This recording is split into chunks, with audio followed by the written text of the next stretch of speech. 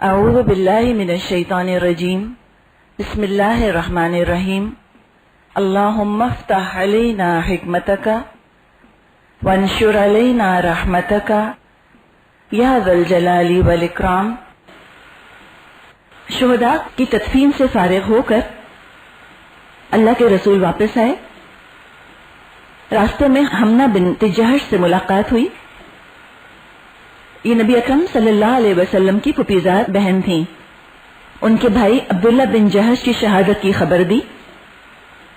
انہوں نے انا للہ و انا الیہ راجعون پڑھا۔ پھر ان کے ماموں حضرت حمزہ کی شہادت کی خبر سنائی گئی ان کو، انا للہ و انا الیہ راجعون پڑھا۔ پھر ان کے شوہر مصعب بن عمیر کی شہادت کی خبر سنائی گئی تو چیخ مار کر رونے لگی۔ اس پر اللہ کے رسول نے فرمایا کہ عورت کا شوہر اس کے لیے خصوصی درجہ رکھتا ہے، اور یہ واقعی حقیقت ہے۔ جس طرح انسان کے دل میں، ایک عورت کے دل میں شوہر کی محبت ہوتی ہے اور جو شوہر کا مقام ہوتا ہے، واقعی پچھلے رشتے اس کے سامنے جو ہیں وہ پیل ہو جاتے ہیں۔ حضرت جابر فرماتے ہیں میرے والد شہید ہوئے تو میں ان کی لاش دیکھ کر رو رہا تھا۔ میری پھوپھی بھی وہاں بیٹھی تھی، وہ بھی رو رہی تھی۔ آپ نے میری پھوپھی سے فرمایا تو عبداللہ پر مت رو، کیا روتی ہے؟ اس پر تو فرشتے سایہ کیے رہے جب تک کہ ان کا جنازہ اٹھایا گیا۔ سورہ آل عمران میں غزوہ احد کے بارے میں بہت تفصیلی تبصرہ آیا ہے، اور مسلمانوں کو وہاں پر بہت سے قیمتی سبق جو ہیں وہ سکھائے گئے۔ قافلہ زندگی کا اپنا چلتا رہا۔ زندگی نارمل تو ہونی ہوتی ہے، انسان ماضی میں گزارا نہیں کر سکتا۔ شکست ہے وہ بھی ماضی کا حصہ بن جاتی ہے، اور جو فتح حاصل ہوئی ہوتی ہے وہ بھی ماضی کا حصہ بن جاتی ہے، اور یہی مسلمانوں کا طریقہ ہے۔ اسلام فارورڈ لوکنگ ہے، آگے دیکھتا ہے، بار بار پیچھے مڑ کر نہیں دیکھتا رہتا۔ پچھلی خوشیوں کو اور پچھلے غموں کو خالی سیلیبریٹ نہیں کرتا اسلام، دیکھتا ہے آگے کیا کرنے کا کام ہے۔ حضرت جابر جن کے بارے میں ہم نے پڑھا کہ ان کے والد شہید ہوئے تھے، حضرت عبداللہ، یہ وہی ہے نا جنہوں نے عبداللہ بن ابی کو روکنے کی کوشش کی تھی اور کہا تھا کہ تم واپس آ جاؤ۔ حضرت جابر کے والد شہید ہو گئے۔ حضرت جابر نے اچھی عمر کی ایک عورت سے نکاح کیا، یعنی کہ اچھی بڑی عمر کی عورت سے نکاح کیا۔ حضور نے پوچھا کہ تم نے کس سے شادی کی؟ تو انہوں نے بتایا کہ ایک بڑی عمر کی عورت سے شادی کی ہے۔ تو آپ نے فرمایا کسی ینگ لڑکی سے شادی کیوں نہ کی، یعنی کہ اپنی ہم عمر سے تم نے شادی کیوں نہ کی؟ اس پر کہنے لگے میرے والد نے 9 بیٹیاں چھوڑی ہیں۔ حضرت جابر کی 9 بہنیں تھیں اور یہ ایک ہی بھائی تھے۔ تو فرماتے ہیں میں نے مناسب نہ سمجھا کہ انہی کی طرح ایک نادان لڑکی لا کر ان میں شامل کر دوں۔ وہ بھی کھلنڈری ہیں، 9 بہنیں میری، اور ایک ینگ سی بیوی لے آؤں تو پھر کیا ہوگا، مشکل ہو جائے گا معاملہ۔ تو فرماتے ہیں میں نے مناسب نہ سمجھا کہ انہی کی طرح کی نادان لڑکی لا کر ان میں شریک کروں۔ میں نے چاہا کہ ایک عورت لاؤں، یعنی کہ عمر والی سمجھدار لاؤں، جو ان کی کنگھی چوٹی کرے اور ان کا خیال کرے۔ اب دیکھیے، میں اس وقت یہ سوچ رہی تھی کہ کسی عورت کو آج پتا چلے کہ جو مرد مجھ سے شادی کر رہا ہے وہ اس لیے شادی کر رہا ہے کہ میں اس کی بہنوں کی دیکھ بھال کروں، کوئی کرے گی؟ ہم کہیں گے لو ہم ہی فالتو رہ گئے، آیا بنا کے رکھنا ہے ہم کو، نوکرانی سمجھ کے لے جا رہے ہیں ہمیں۔ ہم تو یہ باتیں کریں گے نا، اس لیے کہ ہم کو تو فلموں نے تصور دیا ہے کہ شادی کے بعد صرف شوہر اور بیوی ایک دوسرے کی آنکھوں میں آنکھیں ڈالے بیٹھے رہتے ہیں، بس یہی ہے کام کرنے کا، صرف مقصد آج یہ رہ گیا ہے۔ قیامت کے دن جب اللہ ہم سے پوچھے گا کہ تم نے دین کہاں سے سیکھا، ہم کہیں گے اللہ محمد علی زیبا سے سیکھا۔ فلموں میں ایسے ہی ہوتا تھا، وہ ایسے ہی تو کرتے تھے، ہمیں کیا پتا کہ قرآن دین سکھاتا تھا یا ہمیں سنت سے دین سیکھنا ہے، ہم نے تو فلموں سے سیکھا ہے جا کر سارا۔ جیسے کہ ایک عورت نے سینما ہال سے نکل کر اپنے شوہر سے کہا، بھی لطیفہ ہی ہے ظاہر ہے، اس نے کہا تم نے دیکھا کہ ہیرو ہیروئن سے کتنی پیاری پیاری باتیں کرتا ہے؟ اس کے شوہر نے کہا ہاں، اس کو 10 لاکھ روپے بھی ملتے ہیں۔ تو یاد رکھیں ہم ان ریئلسٹک ہو گئے ہیں، بالکل حقیقت سے بالکل کٹ گئے ہیں، پتہ نہیں کس دنیا میں رہتے ہیں، مووی میجک میں رہتے ہیں نا ہم لوگ، اور دنیا اور حقیقت جو ہے وہ مووی میجک نہیں ہے۔ عورتیں کتنی میچور ہوتی تھیں نا. ایسی عورتیں پروڈکٹیو ہوتی ہیں معاشرے کے اندر. ڈالز قسم کی لڑکیاں جو صرف ڈال بن کے رہنا چاہتی ہیں وہ پروڈکٹیو نہیں ہوتی. یہ ہے اصل ویلیو کہ انسان کے کام آنا چاہے, کہ کوئی عورت خوشی محسوس کرے کہ ٹھیک ہے میرے آنے سے اگر کسی کی زندگی آسان ہو جاتی ہے, میں کسی کے لیے کام کر سکتی ہوں, تو کیوں نہیں, وائی ناٹ, بہت اچھا ہے. تو فرمایا کہ میں نے چاہا کہ میں ایک ایسی عورت لے کر آؤں جو میری بہنوں کا خیال رکھے. آپ نے فرمایا اسبتا, کہ تو نے اچھا کیا. اب یہ دیکھیے کہ بار بار جب ہم نبی اکرم کی زندگی اور صحابہ کی زندگی دیکھتے ہیں تو نکاح اور شادی کا بڑا پریکٹیکل کنسپٹ ہمیں سامنے آتا ہے, بڑا ریئلسٹک, بہت پریگمیٹک اپروچ ہم دیکھتے ہیں. زندگی کو سموتھ چلانے کے لیے بھی شادی کی جاتی ہے تاکہ گھر میں سکون ہو, انسان ایک پروڈکٹیو اور با مقصد زندگی گزار سکے, اس کا پیس آف مائنڈ, اس کا ذہنی سکون برقرار رہے.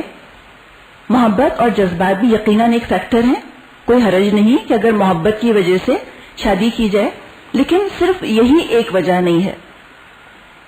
صرف محبت کی وجہ سے شادی نہیں ہوتی, ہاں محبت کی وجہ سے بھی ہوتی ہے, کوئی برائی نہیں, بہت اچھا ہے, لیکن واحد یہ ایک ریزن نہیں ہے, بلکہ بہت سے اور ایسے فیکٹرز اور بہت سی ایسی وجوہات ہیں کہ جن کے تحت پہلے بھی نکاح کیے جاتے تھے اور آج بھی نکاح کیے جاتے ہیں. بلا وجہ آئیڈیلسٹک ہو کر اور باقی ساری دوسری وجوہات کو کنڈیم کر دینا اور ان کو برا بھلا کہنا شروع کر دینا, اس کی ضرورت نہیں ہے. مقصد دراصل ہے کہ شادی کے بعد زندگی خوشگوار گزرے, یہ ہے شادی کا مقصد. جیسے کہ اللہ نے فرمایا ہے سورہ روم میں لِتَسْكُنُوا إِلَيْهَا, نکاح کا مقصد یہ ہے کہ تم اپنی بیوی کے پاس سکون پاؤ, اور کوئی ضروری نہیں کہ شدید عشق میں جو مبتلا ہو کر شادی کی جائے وہ باعث سکون بھی ہو. لیٹس فیس اٹ, جس کو ہم کہتے ہیں نا, ریئلسٹکلی آپ دیکھ لیں, کوئی ضروری نہیں ہے کہ آپ نے ہیڈ اوور ہیلز ان لو جس میں ہو کر آپ نے کسی سے شادی کی, کیا کہ 100% گارنٹی ہے کہ زندگی بہت خوشگوار گزرے گی آپ کی؟ کوئی گارنٹی نہیں ہے اس بات کی. صرف فیلسیز ہیں, خواب ہیں جو ہم نے بنا لیے ہیں, عملی زندگی سے ان باتوں کا کوئی تعلق نہیں ہے. اور دراصل اسلام اس طرح کی خیالی اور وہمی دنیا سے نکال کر حقیقت کی دنیا میں لاتا ہے, تو یہ شوق لوگوں سے برداشت نہیں ہوتا.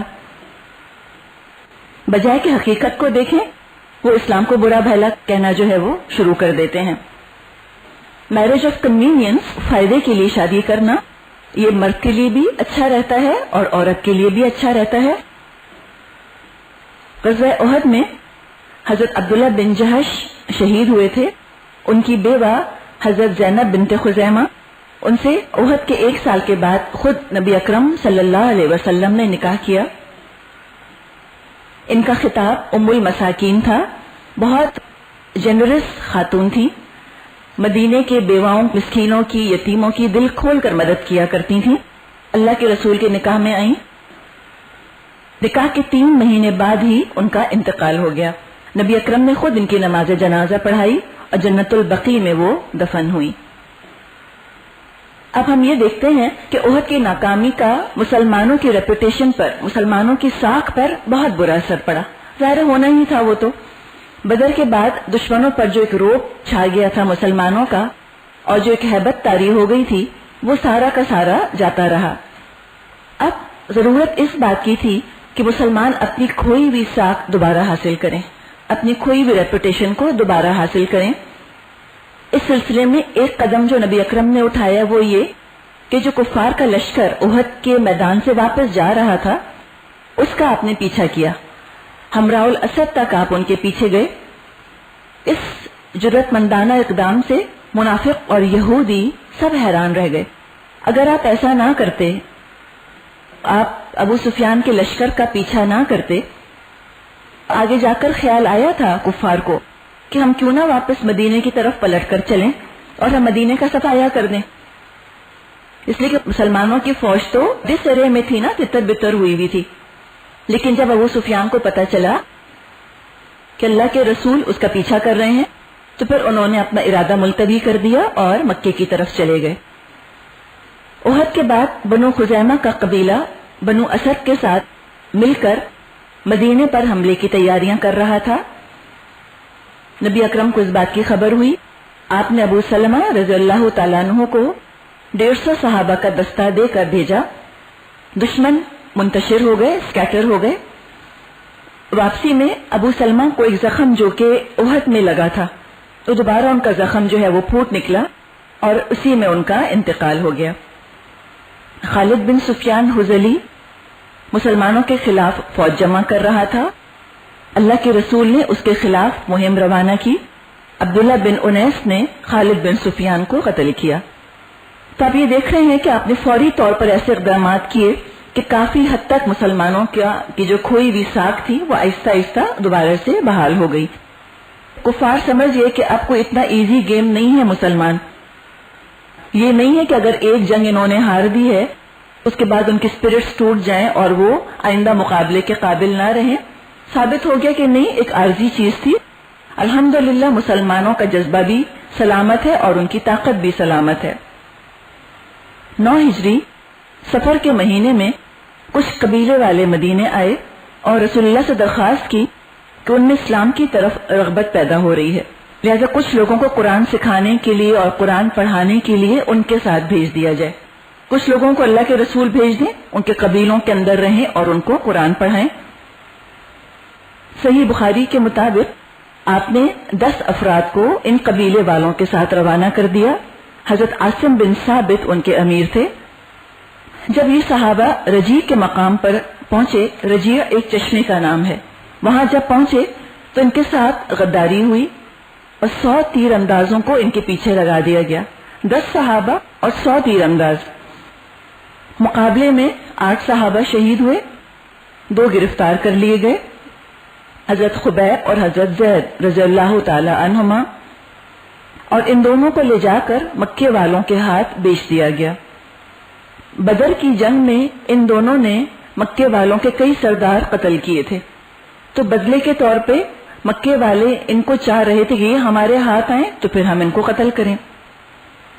حضرت خبیب جب قید میں تھے اور ان کو قتل کے لیے لے جایا جا رہا تھا، ابو سفیان نے کہا کیا تمہیں یہ بات پسند آئے گی کہ تمہارے بدلے محمد ہمارے پاس ہوتے اور ہم ان کی گردن مارتے اور تم آرام سے اپنے اہل و عیال میں ہوتے؟ انہوں نے کہا نہیں واللہ، مجھ کو تو یہ بھی گوارا نہیں کہ میں اپنے گھر والوں میں رہوں اور محمد کو اپنے گھر میں رہتے ہوئے کانٹا بھی چبھنے سے تکلیف ہو. موت سامنے کھڑی ہے، اب جھوٹ کیسے بولیں گے، اب پریٹینڈ نہیں کر سکتے.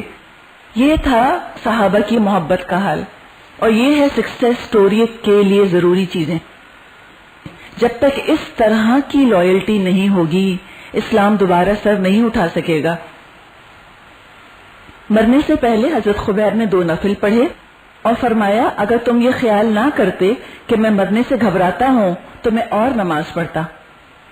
اچھا، اسی میں آتا ہے کہ جب وہ قید میں تھے تو ان کے ہاتھ میں انگور کا گچھا تھا، وہ انگور کھا رہے تھے، اور مکے والے کہتے ہیں کہ یہ وہ وقت تھا کہ مکے میں تو کچھ نہیں پایا جاتا تھا، اور انگور جیسا ڈیلیکیٹ پھل تو اب دیکھیے نا کہاں سے آیا.